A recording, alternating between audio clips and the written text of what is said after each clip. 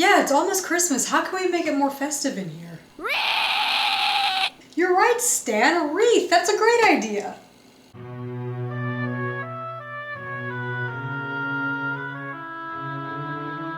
Hey guys, welcome back to my channel. Happy Thanksgiving to everybody who is a viewer in America. Thought I'd throw this video up for you guys before the cat video sinks in too much. If you haven't watched Sounds My Cat Makes yet, and you have a sense of humor, go watch it. It's really dumb. I've made this video before, and I had the footage like ready to edit and everything, and then my computer had to have repairs, and so I don't have the footage. So I'm making this again. I want to kind of focus this video a little bit more than I originally intended to as well, just so I can play you more samples and you can laugh at how bad I sounded 3 years ago or 2 years ago or whenever it was. So when I first started recording my music or whatever, myself doing covers, I guess, I was using a very low-tech system. I did end up putting all of the covers that I did onto a CD, and this is that CD. I think the fact that it's got a very dark sepia picture of me with virtually no eyebrows on the front of it is evidence that it's, you know, I thought it was better than it actually was. So what prompted me to do this video was a couple of months ago I had a friend over and I was telling him like, oh yeah, I got started recording, you know, whenever. And he was like, oh, let me hear some of your old recordings. So I was like, okay. So I pulled it up on my iPod and it was hilarious. So the recording equipment that I used when I was doing these initial covers or whatever was an app on my iPad, and I'm sure that it's a good app if you like pay for the upgrade or whatever, but I didn't pay for the upgrade. So I had this app on my iPad and this microphone that went in through a 3.5 millimeter jack, you know, through the headphones jack. So you can already imagine what kind of quality that was like. And it would record into this program that it had 8 tracks. And the only thing that you could really, I really knew how to edit on these tracks was like the volume of the entire track. So what I would do, I would start by recording the instrumental, which entailed playing the instrumental really, really loudly through a speaker and holding the microphone up to the speaker. So already you got this pretty bad quality going on. And then you put the vocals on top of it. And since the only thing that I could change about the vocal track was how loud or how soft the entire track was, there would be ones where like half the time you could hardly hear me and then half the time I was like overpowering the music. This was pre my knowledge of GarageBand. So I didn't have any way of mixing them other than just in the app, and then I would export the entire file. So I don't even have the multi-tracks for these. I have literally the finished product, which is not very good. I tried to do harmonies on some of these, like some of the Evanescence songs, like I tried to do harmonies and it was just, they didn't blend very well. And so I'll play you a couple of samples from this CD since this is not something that you can go find anymore. Well, let's start with a really bad one. Let's start with Broken. I covered Broken by Seether. And you know, Sean Morgan has a pretty low voice. I tried to record them, but there was only so much gain that I could get, and it's really muddy and it's really gross sounding. So here's that.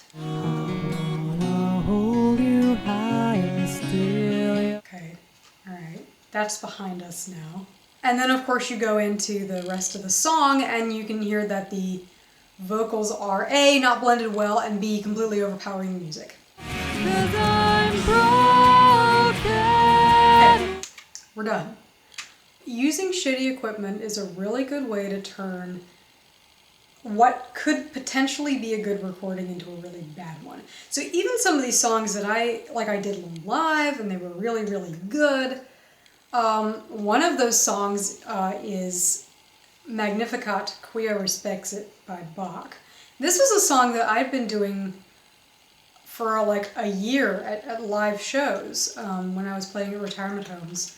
It was a really good one. This was something that it was easy for me to sing and everything, and Then I tried to record it, and the microphone did not handle my classical voice very well, and it ended up sounding like I was in a tunnel. And I put the reverb on it, and like the reverb was like, it was like a set amount of reverb, and it was just awful.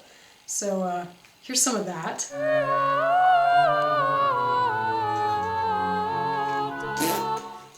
Yeah, not something that I would like ever put out now.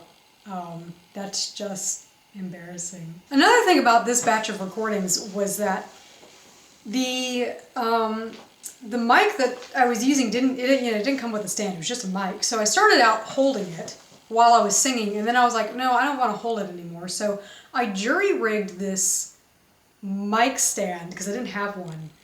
That was like, it was like a paper towel holder with like tape around it, and like later on I ended up using a handheld strainer as a pop shield with like a ruler. There were a lot of things working against this that I just like literally did not know what I was doing. More poorly mixed vocals here.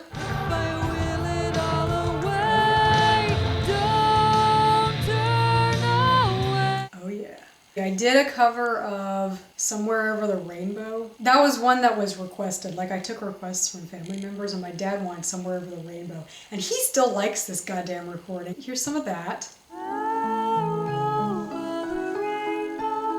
Bringing myself down here. This is not good. That one wasn't so bad, but it was like, it's a stupid song, but whatever.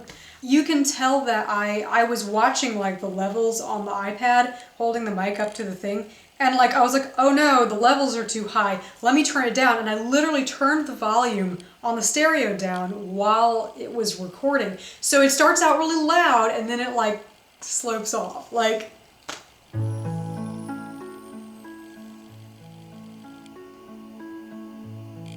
I thought that that was perfectly okay to leave it like that. And the final thing that really just sealed the deal on this being a, complete train wreck was that the connection between the microphone and the iPad was sometimes not very good. And you would have to either stand there and hold the thing in the jack at a certain angle so that it would make all the right connections, or you would only be able to hear like half of the music. It was just like certain frequencies were not coming through. And it also caused the whole thing to be shifted a little bit in pitch sometimes, not always. So like I didn't even realize, it took me like a year to figure this out. I was like, why is this not happening for me? Why is this not working? But the sound would be distorted in such a way that I wouldn't be singing in the right key. And so I was like, why is this not working? But a number of them are like, sometimes I'd record the main vocals and the sound would be fine, and then I'd go to record the backing vocals and it would be off just a little bit. And so they wouldn't sound right together. My Heart Is Broken by Evanescence is the best example of this on this, because I tried to do all the harmonies and I don't know, I just don't think it sounds good.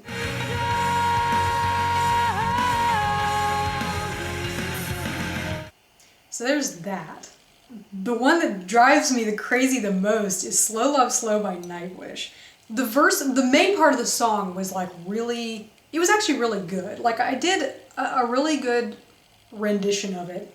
And despite the fact that the recording is crappy and the instrumental is not very clear, as clear as it could have been, like it was still a good performance and you can pretty much hear that. But then, after there's that instrumental interlude, and then there's that thing that she does at the end, the vocal run that she does all over the place, slow, it's really great. But I decided to record that whole run on one track. So it starts out really loud and then it gets kind of soft, and it's really vocally dynamic and it needs compression. Remember, this is all pre-compression, pre-de-esser, pre-pop shield, pre-volume modulation of any sort. So the final vocal run on that sounded like this.